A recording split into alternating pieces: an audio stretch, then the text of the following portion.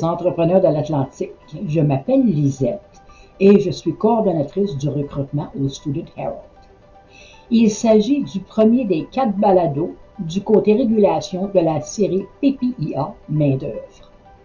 Pour les entrepreneurs qui n'ont pas participé à ce programme ou ont participé mais n'ont pas vu la valeur, c'est le temps d'évaluer ou de réévaluer et de bénéficier de quelque chose que seuls les entrepreneurs de l'Atlantique ont.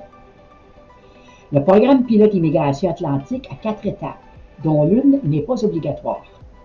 La première étape est une responsabilité provinciale et cela est la désignation des employeurs.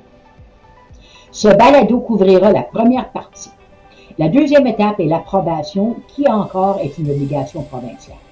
L'approbation permet à la province d'approuver les postes embauchés par leur entreprise. La troisième étape n'est pas obligatoire, mais néanmoins une étape. Il s'agit à la fois d'une participation fédérale et provinciale où le provincial nomme la recrue pour un permis de travail d'1 an et le gouvernement fédéral délivre le permis de travail afin que la recrue embauchée puisse venir travailler. C'est ça. Cette étape-là peut ne pas être nécessaire si la recrue est actuellement titulaire d'un permis de travail ouvert et ne nécessite pas de permis supplémentaire pour travailler. Cette étape n'est pas obligatoire et dépend de la rapidité avec laquelle l'employeur souhaite que la recrue commence à travailler. La quatrième et dernière étape est la demande de la résidence permanente. Cette dernière étape est généralement réalisée en partenariat avec son consultant. Bon, maintenant, être un employeur désigné est la première étape qu'un employeur doit franchir pour participer au PPIA, ou ce que nous appelons la série de main-d'œuvre d'occasion d'immigration pour les entrepreneurs de l'Atlantique. Ce programme est pour les entrepreneurs opérant dans les 4 provinces de l'Atlantique avec une condition où l'entreprise ou les propriétaires n'ont pas eu de plainte en matière d'immigration au cours des 2 dernières années.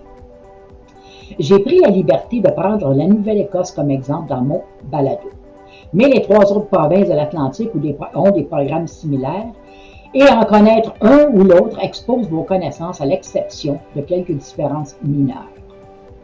Le programme Pilote d'immigration atlantique, ou le PPIA, est un programme d'immigration dirigé par l'employeur visant à combler les lacunes en matière de compétences et les besoins du marché du travail. Ce programme est géré conjointement par les gouvernements fédéral et provincial du Canada. Devenir un employeur désigné de la province est la première étape vers la participation à ce programme. Il y a un simple formulaire intitulé « Demande de désignation d'employeur » que celui-ci doit compléter avant de faire une demande d'approbation. Une fois désigné, vous pouvez utiliser votre statut d'employeur désigné pour soumettre n'importe quel nombre de demandes, de désignation, de recrue. Si votre statut d'employeur désigné est toujours en vigueur, je parlerai à propos de la désignation dans mon prochain balado. Il est possible qu'un agent de la province communique avec vous chaque année pour mettre à jour les renseignements désignés par l'employeur dans le dossier afin de le maintenir actif. Maintenant, pourquoi la province va à travers le processus de désignation de leurs employeurs? Numéro 1, on va commencer avec ça. Eh bien, ils aimeraient évaluer le programme PPIA ou le Pilote Atlantique est le mieux adapté pour répondre et cibler aux besoins des employeurs. Numéro 2, l'employeur dans la province cherche à embaucher un travailleur à plein temps, ce qui veut dire un minimum de 30 heures de travail hebdomadaire. Ce programme n'est pas ouvert aux employeurs qui embauchent à temps partiel. Numéro 3, l'employeur de l'entreprise qui sont établis dans la province et qui sont en règle, ils voudront également savoir s'il existe des plaintes liées à l'immigration contre l'entreprise ou l'employeur. Numéro 4, l'employeur est prêt à recevoir les recrues internationales et les membres de leur famille.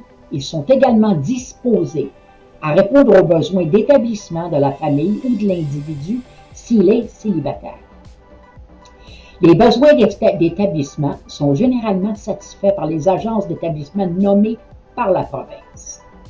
Le processus de désignation de l'employeur est un processus simple et vous pouvez trouver une multitude d'employeurs dans votre province qui sont déjà devenus un employeur désigné. La prochaine étape consiste à passer en revue vos opérations et à décider des postes vacants dans votre organisation que vous aimeriez combler par un travailleur international. Si vous recherchez plus d'un employé et à divers titres, cela est également acceptable avec le programme PPIA, tant que vous pouvez obtenir l'approbation des capacités ou des titres de poste que vous cherchez à occuper et le nombre de personnes dans chacun de ces titres d'emploi. Si c'est seulement un ou deux au départ qu'il en soit ainsi. En ces temps difficiles, il pourrait être avantageux pour certaines entreprises d'adopter de nouvelles approches. Espérons que cette pause, aussi douloureuse soit-elle, pourrait permettre aux entrepreneurs de revenir avec de nouvelles idées et approches. Le Canada a l'avantage d'utiliser le meilleur des talents mondiaux. Et les employeurs de l'Atlantique ont la chance d'avoir un programme pilote unique, que s'il est bien utilisé, peut donner de bons résultats. Je vais essayer de couvrir tous les aspects de cette opportunité. Cependant, si vous avez quelque chose en particulier, venez envoyer un courriel à Andrea à polinsis.ca.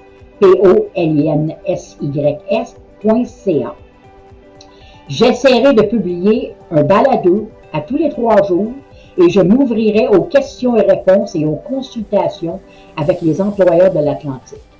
Le prochain balado portera sur les approbations. Veuillez rester à l'écoute et merci.